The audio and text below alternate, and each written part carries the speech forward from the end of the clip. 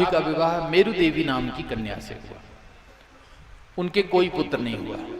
पुत्रेष्टि यज्ञ किया, भगवान प्रसन्न हुए, ब्राह्मणों से कहा क्या चाहिए?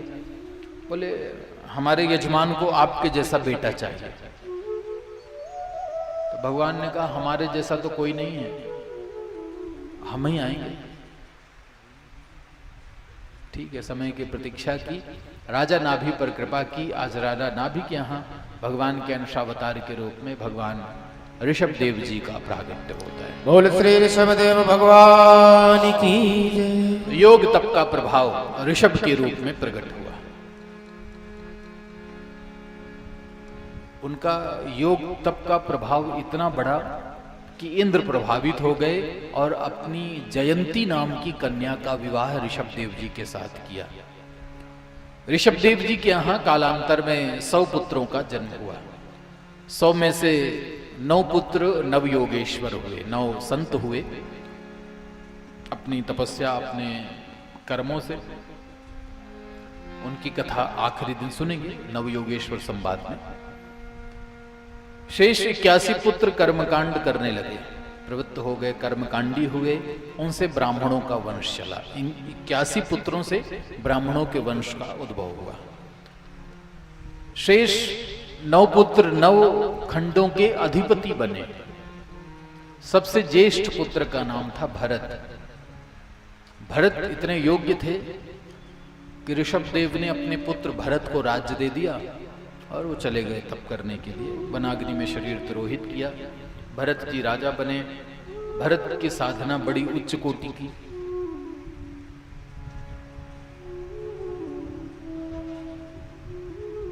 चौथेपन में भरत ने भी अपने पुत्र को राज्य दिया, वो भी चले गए। गंडकी नदी के तट पर पुलह आश्रम में बैठकर तप करने लगे। नेपाल में आजकल जो स्थान है वहां बैठकर तप करने लगे। तपस्या साधना बहुत अच्छी उच्च कोटि की। लेकिन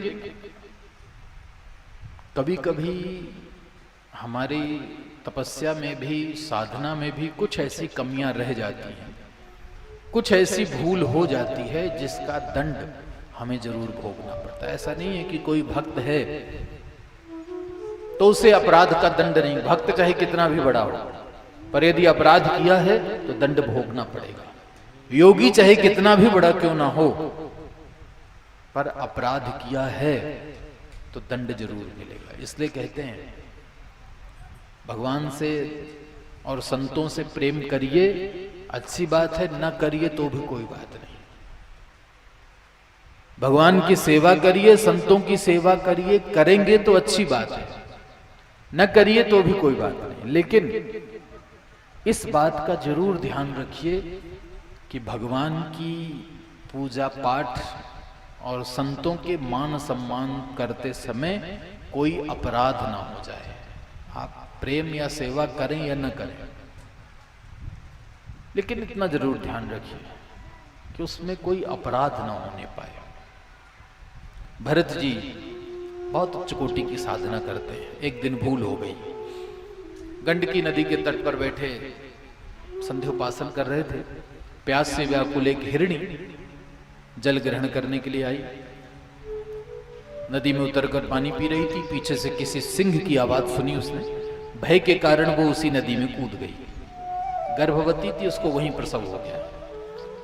हिरण तो मर गई, लेकिन उस हिरण का बच्चा उस नदी के प्रवाह में बहने लगा। भरत जी ने जब देखा हिरण का बच्चा बहता चला जा रहा है, दया आ गई। भगवान के भक्त तो वैसे सुहृद होते हैं, सब पर करुणा करने वाले हैं।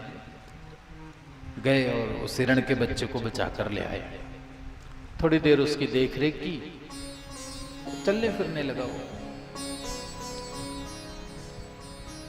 अब पशु का बच्चा है, 5-10 मिनट आधे घंटे में ही दौड़ने कूदने लगा। कभी इधर कूदता, कभी उधर फानता। हिरण का बच्चा बहुत सुंदर होता है। जब इधर उधर कूदने फानने लगा, भरत ने उसको देखा दौड़ते कूदते तो बहुत अच्छा लगा भरत को। आह्लादित होने लगे भरत। अब दया का जो भाव था वो प्रेम में आ गया। अब भरत को उससे प्रेम होने लगा। प्रेम थोड़ा और आगे बढ़ा तो भरत जी को अब उससे ममता होने लगी। अब उसके भोजन की चिंता है, दूध लेने जाते हैं, घास लाते हैं, उसको खिलाते हैं, ठंड ना लगे तो उसके लिए व्यवस्था करते हैं, कोई जीव जंतु ना खा ले तो रात रात भर जाग कर पहरा देते हैं।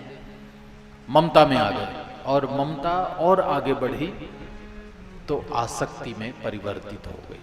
और शास्त्र कह रहे हैं आसक्तिरेव दुःखस्य कारणम, दुख का यही कारण है। शुरू हुआ, दया करिए अच्छी बात है, दया से एक स्टेप और चले जाइए, प्रेम करिए, जहां तक संभव है सेवा रूपी प्रेम करिए, अच्छी बात है।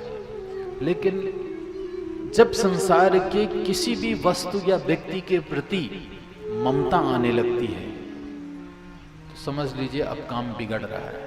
तुलसीदास जी ने सावधान किया है, 10 प्रकार की ममता हैं, इनसे सावधान हो जाइए।